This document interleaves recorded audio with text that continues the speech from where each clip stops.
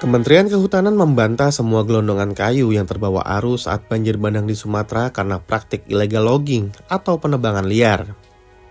Hal ini karena batang kayu besar yang bejibun memenuhi kawasan hilir sungai dapat berasal dari banyak sumber. Bisa karena kayu dari pohon lapuk, pohon tumbang, maupun bekas penebangan berizin. Direktur Jenderal Penegakan Hukum Kehutanan, Dwi Januwanto Nugroho menyebut, Kementerian Kehutanan telah bekerja ekstra sepanjang tahun ini untuk menangani sejumlah perkara illegal logging yang salah satu modusnya pencucian kayu melalui pemegang hak atas tanah atau PHAT di wilayah Sumatera. Berbagai tersangka pembalakan liar juga diklaim sudah banyak yang kena tangkap sama aparat. Awal mula munculnya narasi pembalakan liar di Sumatera karena foto-foto dan video yang beredar di kancah maya memperlihatkan gelondongan kayu berukuran besar ikut terbawa arus sungai banjir bandang. Ketua Tim Kampanye Hutan Greenpeace Indonesia, Ari Rompas menduga gelondongan kayu itu memang berasal dari praktik illegal logging. Dugaan Ari ini diperkuat dengan ukuran kayu yang terbawa arus banjir di Sumatera Utara sangatlah besar.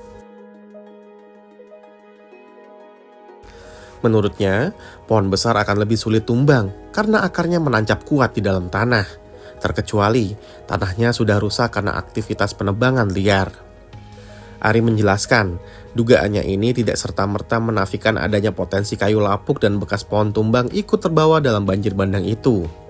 Hanya saja, ia menegaskan bahwa penting melihat fenomena ini dari akar masalah utamanya, yakni ada yang salah dari pengelolaan hutan dan lingkungan hidup di Indonesia.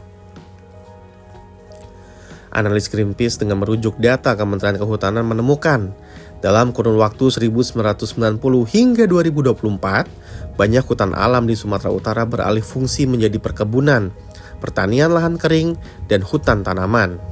Situasi serupa terjadi di Aceh dan Sumatera Barat.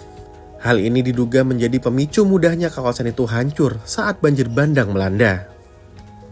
Ahli kebijakan hutan dari IPB University, Dodik Ridho Nurrohmat juga angkat suara ihwal asal-usul gelondongan kayu yang terbawa arus dalam bencana Sumatera ini. Menurut Dodik, kayu-kayu besar dan kecil yang tampak berserakan di lokasi bencana tidak berasal dari satu penyebab tunggal. Satu hal yang bisa dipastikan yakni kayu hasil tebangan pasti memiliki bekas gergaji yang jelas.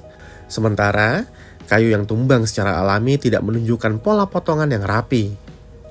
Ihwal bencana ini, kata dia, terjadi karena kombinasi faktor alam dan faktor manusia. Dodik menilai, saat ini momentum yang penting untuk menekankan pembenahan tata kelola lingkungan agar kejadian serupa tidak terulang lagi. Menyinggung data deforestasi di Sumatera bagian utara, Dodik menjelaskan bahwa kehilangan tutupan hutan mencakup degradasi. Ia mengingatkan agar penurunan tutupan hutan diperhatikan serius karena berdampak pada daya dukung dan daya tampung lingkungan.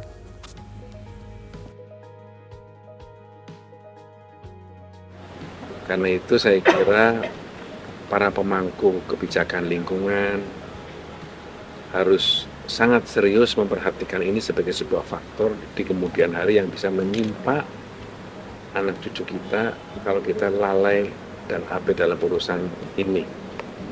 Cukup ini menjadi pelajaran terakhir.